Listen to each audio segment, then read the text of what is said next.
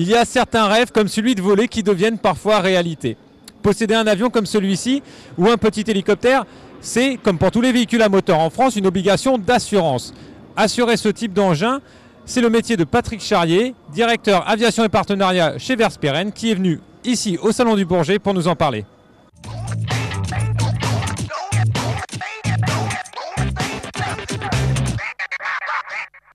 Patrick Charrier, bonjour. Bonjour Benoît. Merci de nous avoir rejoints là, sur le Salon du Bourget. Ma première question, elle est toute simple. Un avion, finalement, c'est un petit véhicule ou un gros véhicule, mais c'est un véhicule. Donc il y a une obligation d'assurance. Absolument, comme une voiture, c'est assuré en responsabilité civile et en dommages. En dommages, ça s'appelle l'assurance corps. À la responsabilité civile, c'est toujours de la responsabilité civile.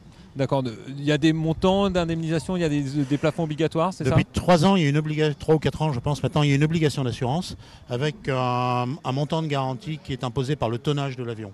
Bon, sur les avions légers, il n'y a pas d'écart, puisqu'en réalité, tout ce qui est en dessous de 5 tonnes 7 répond à la même catégorie. Très bien. Est-ce que vous pourriez nous détailler un petit peu les autres garanties que l'on trouve pour assurer un avion, ou est-ce que si ça se rapproche ou pas finalement du véhicule de Monsieur Tout-le-Monde? Ça se rapproche très exactement du véhicule de Monsieur Tout-le-Monde, de la responsabilité civile, de l'assurance corps, autrement dit du dommage, ou ce que les gens appellent de la risque habituellement, et puis des garanties pour les passagers, des individuels aviation, qui sont des individuels personnes transportées de fait. Et, pas de réelle différence.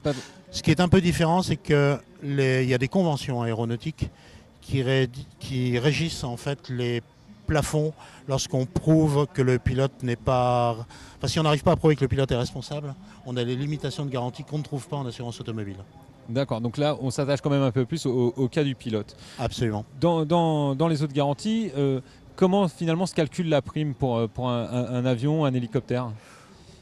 L'avion dans lequel vous êtes, par exemple, c'est un Cirrus, c'est un avion qui fait à peu près 500 000 €, qui a 4 places. Bon, on va dire que ça correspond, ces 4 places et monomoteur, à 80% du marché de l'avion relativement léger en France. Il faut compter plus ou moins 1 500 € pour la partie responsabilité civile de l'avion, dans les montants que prennent les gens habituellement. Et il faut compter une assurance corps qui sera fixée donc en fonction de la valeur de l'avion.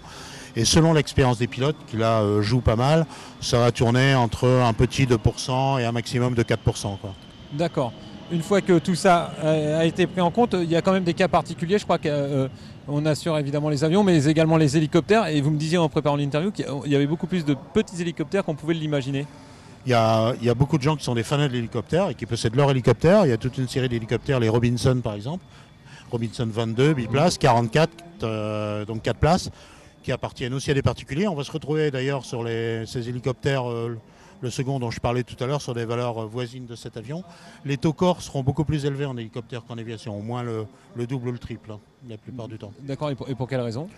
Pour quelle raison? C'est qu'un hélicoptère par destination, ça vole beaucoup plus près du sol, ça fait beaucoup plus de manœuvres près du sol. Donc il y a une dangerosité carrément accrue du fait des conditions de vol des hélicoptères. D'accord, dernière question avant de nous quitter. À combien estimez-vous le marché? Combien de gens, de particuliers, aéroclubs compris, possèdent ce genre de petits avions ou de petits hélicoptères? Il y a 5800 avions dits de tourisme en France, qui sont en fait des avions privés. Il y en a exactement la moitié, donc 2900, qui appartiennent à des particuliers, propriétaires, souvent d'ailleurs copropriétaires, et l'autre moitié qui appartient à des aéroclubs. La caractéristique, c'est que les avions des particuliers sont souvent des avions beaucoup plus récents et plus chers que les avions d'aéroclubs. Très bien. Patrick Charrier, je vous remercie. Vous vouliez ajouter quelque chose? Non, je vous en prie. Je suis enchanté que vous occupiez ou vous parliez un peu d'assurance aviation, c'est plutôt rare. Écoutez, c'est plutôt rare, mais au moins nos internautes ont pu le découvrir.